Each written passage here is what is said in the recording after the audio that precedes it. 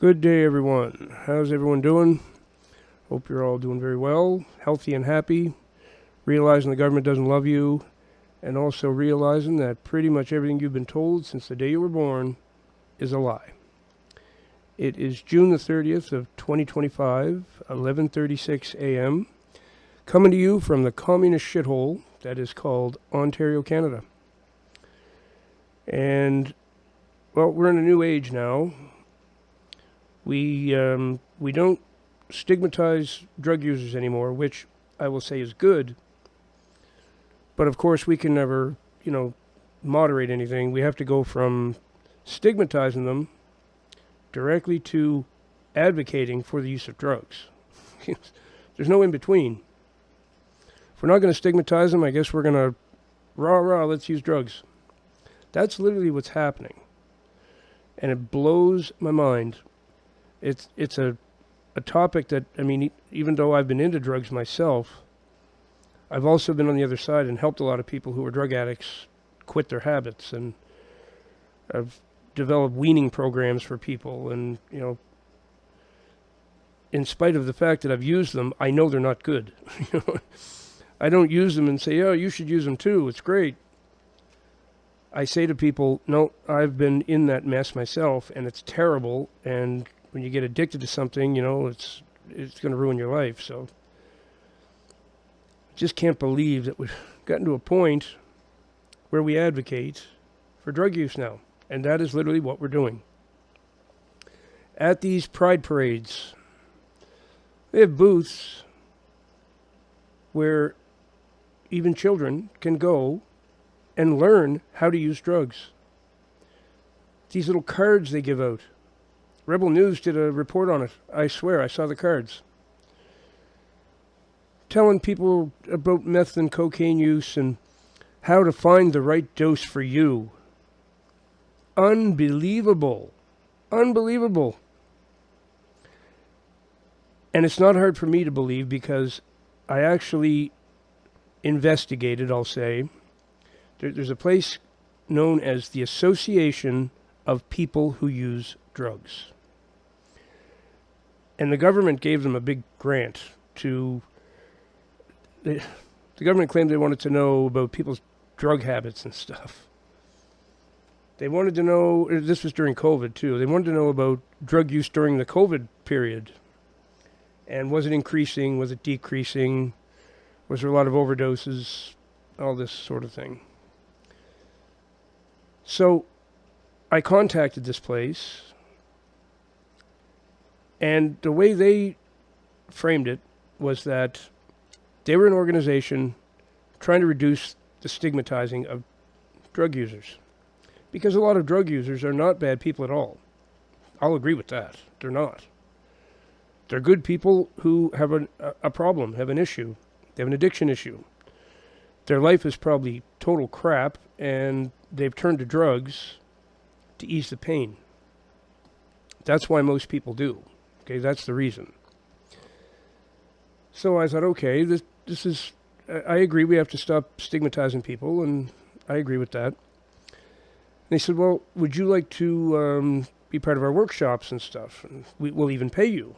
I was like, sure, I'm interested in seeing what this is all about. So I signed up to virtually attend a meeting. They called it a workshop, I think. And they were paying everybody $50 for 2 hours. $25 an hour to sit there and talk to them in your video chat. It was 40 people, 50 people in the workshop. So I thought it was going to be about how we can stop stigmatizing people and get people to stop doing that and help the drug addicts at the same time to get their problems under control. That wasn't it. The whole point of the organization is to advocate for drug use, to encourage people to use more drugs, to promote pure drugs. Okay. That one, when I look at that, I realize that contaminated drugs on the street That is what really kills a lot of people. If the drugs were more pure and didn't have contaminants in them, adulterants they call them, that would be good. But still, the preferred situation is to get the people off drugs in the first place. That's the best case scenario, but not to these people. And when I even mentioned something in that meeting about helping people get off drugs, they got mad at me. They literally got mad at me. I got my $50 for the day, but they didn't want me back. Because I was about, well, aren't we trying to help the drug addicts? Aren't we trying to fix them? Nope. It's all about how drugs are good and people should use them. They're fun. They're enjoyable. We like them. That's the point of the association of people who use drugs. And the government supports this. Of course they do. It is part of their, just like their assisted suicide program, same thing. This is a way to eliminate a lot of undesirable people in society. And they do it with a mask on, pretending they're on the side of these drug addicts. They're hoping they OD today. That's what they're hoping. It's pure evil. It's pure evil.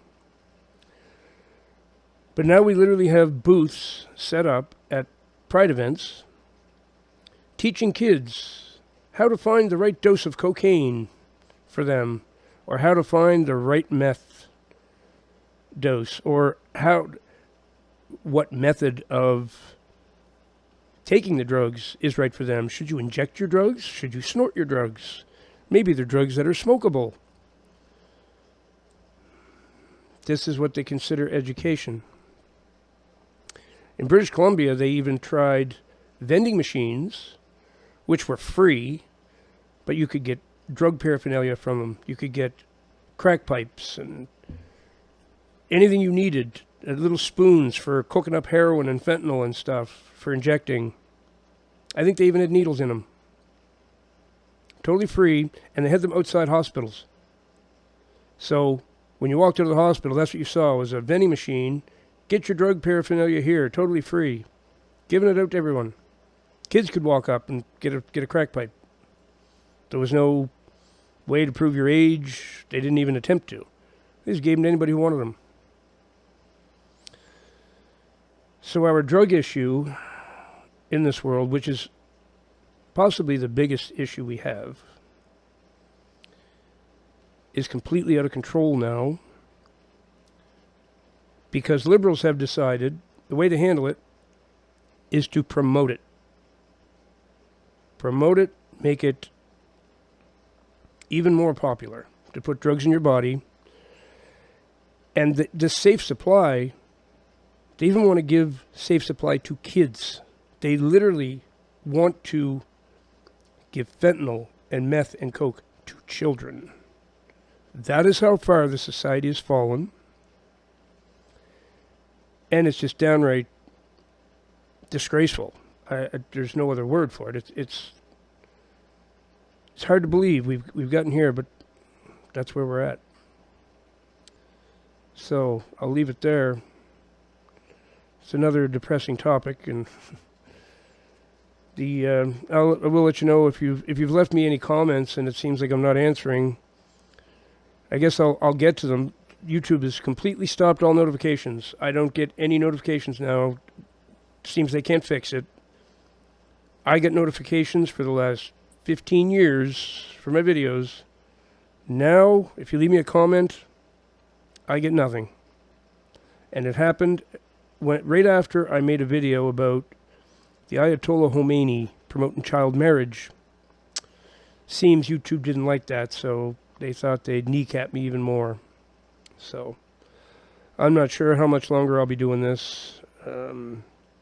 That one really ticked me off. I'm not even allowed to have notifications now.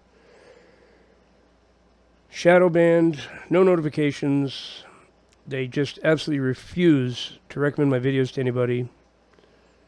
And subscribers, again, are stuck at the same number and not moving.